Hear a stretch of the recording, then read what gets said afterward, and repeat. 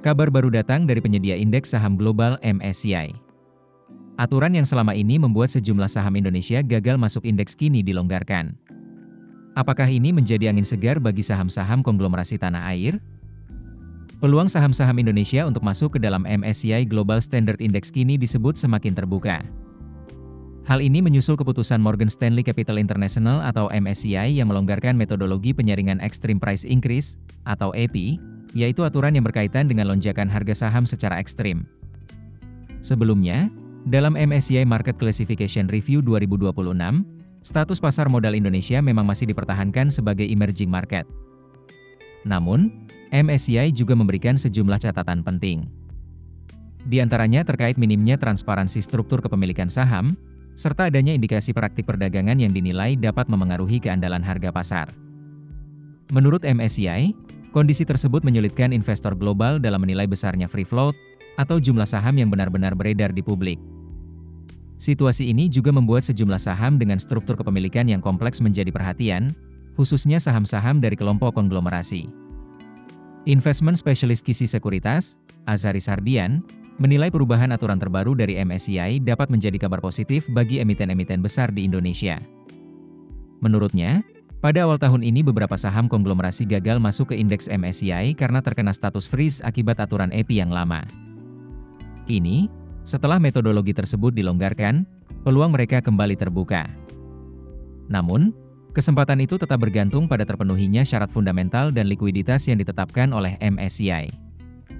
Perubahan metodologi ini dikonfirmasi MSCI pada 17 Juli 2026 dan akan mulai diterapkan pada peninjauan indeks Agustus 2026. Dalam aturan baru, saham yang masuk kategori EPI tetapi memiliki Foreign Inclusion Factor atau FIF sebesar 0,75 atau lebih tidak lagi otomatis tersaring. Artinya, saham tersebut tetap dapat dipertimbangkan masuk ke MSCI Global Standard Index selama memenuhi persyaratan lainnya. Sementara itu, saham dengan nilai FIF di bawah 0,75 masih memiliki peluang, tetapi harus melalui proses evaluasi tambahan sesuai metodologi terbaru. Menurut Azharis, syarat FIF sebesar 0,75 menjadi faktor yang sangat penting. Nilai FIF yang tinggi menunjukkan bahwa porsi saham publik atau free float cukup besar sehingga saham lebih mudah diakses investor asing dan pergerakan harganya dinilai lebih stabil. Namun, tantangan terbesar justru berasal dari struktur kepemilikan emiten di Indonesia.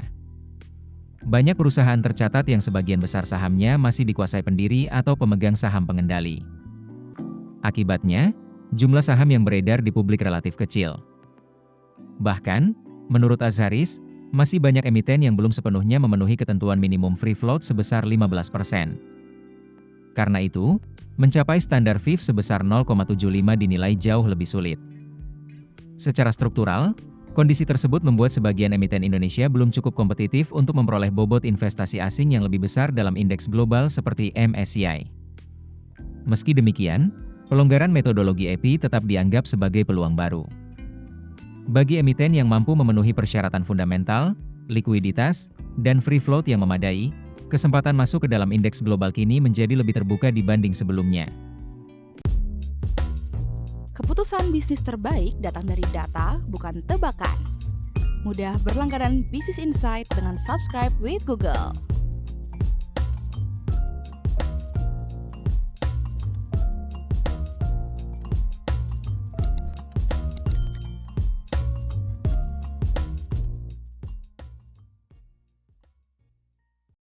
Download aplikasi Kontan sekarang di App Store atau Play Store.